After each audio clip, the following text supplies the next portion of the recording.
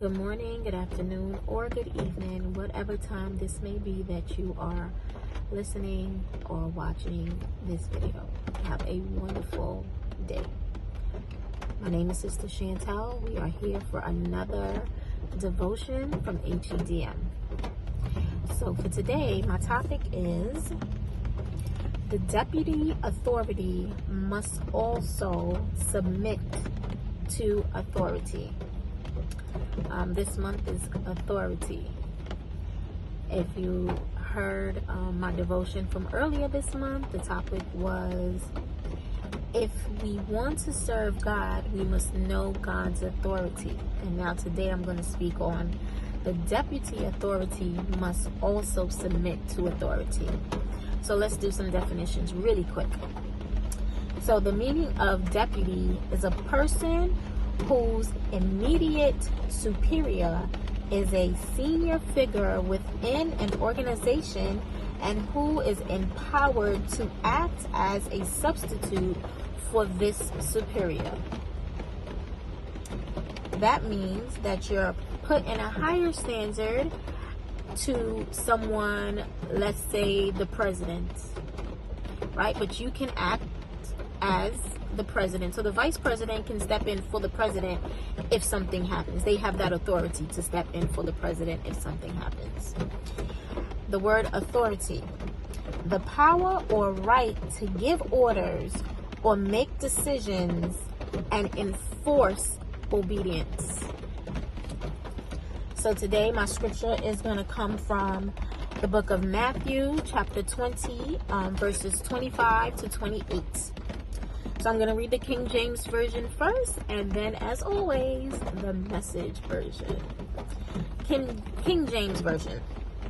But Jesus called them unto him and said, Ye know that the princes of the Gentiles exercise dominion over them, and they that are great exercise authority upon them. But it shall not be so among you. But whosoever will be great among you, let them be your minister. Whosoever will be chief among you, let them be your servant. Even as the Son of Man came not to be ministered unto, but to minister, and to give his life a ransom for many. Now here goes the Message Version. So Jesus got them together to settle things down. He said, You've observed how godless rulers throw their wig around, how quickly a little power goes to their heads. It's not going to be that way with you.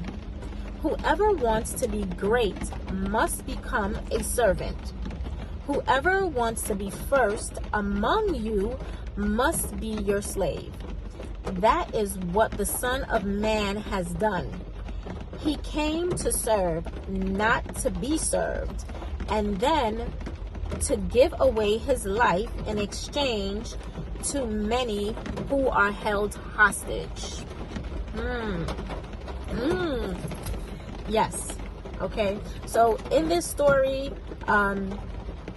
it was basically, Lord was going to Jerusalem. A woman stopped and asked Lord to please add my two sons in this and basically take them and let them follow what you do. At this time, the Lord was walking into his crucifixion. He was about to be nailed to that cross. And these men agreed that yes, they wanted to do that before they even knew that that's what they were supposed to do. So anyway, I think it's a good idea to go read this. The Message Version is very interesting, and it's like a page turner. You wanna keep on turning the pages to see what's going on for the next one. Okay, so this says to me that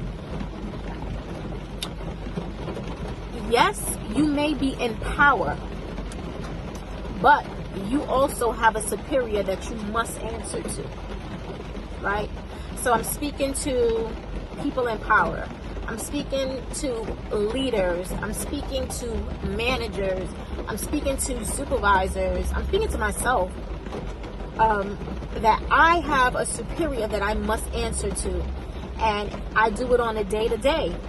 When the administrator is away, I act as the administrator. I answer all the calls. I answer all the problems. But I know that I have that person that I have to listen to and listen to their authority. There is always a person above us. Even though sometimes we get big-headed, and because we are promoted to this high thing, even that administrator of mine, she has somebody that she has to report to. And the person that she reports to someone else. So I'm here to encourage you that you do not allow your title to make you forget that there is someone above that's watching over and that you have to answer to. So for the Christians that's watching me right now, that are leaders, that are set apart to set an example, understand that there is someone at some point in time that you're going to have to answer to.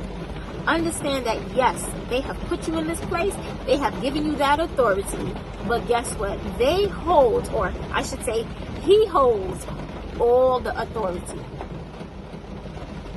You're only a placeholder in his absence, in his physical absence. You're only a placeholder. So I'm here to remind you, understand that you are a placeholder with authority. So do not let that authority make you big-headed. Understand that you were chosen, you were set apart for a reason, and it was to draw people in, to make sure that we understand who our superior is and understand what he wants from us, and for us to follow all his commandments and do right by him. That's what leaders and Christian people are here for. I'm not only speaking to the leaders, I'm speaking to Christian people, because I walk around and talk about church all day, all the time. So I'm a representation of him. I am on a mission to make sure that I save at least one soul while I'm here. I signed up to be a soldier of Christ, so I need to act like a soldier and make sure it happens, and not get big-headed because I've been elevated, or not get big-headed because I have a title attached to my name. So let's understand that all of our deputies, guess what? You also have to submit to authority. Guess what? When Judgment Day comes, you got to knock on that door. He's going to say, hi, how you doing? So, at this time in 1995, you did this. Why did you do that? Knowing that you shouldn't have been doing that. What would your answer be? What would your reply be? Okay? Trust and believe. Do not get big-headed in your titles, in your roles, in your responsibility. Stay humble and remember that you are a servant of Christ, and there is a superior that you're going to have to answer to one day or another. Stay blessed. Hit the like, subscribe, continue watching us. We are here to make sure that you get a word at any point of your day. And I love you guys.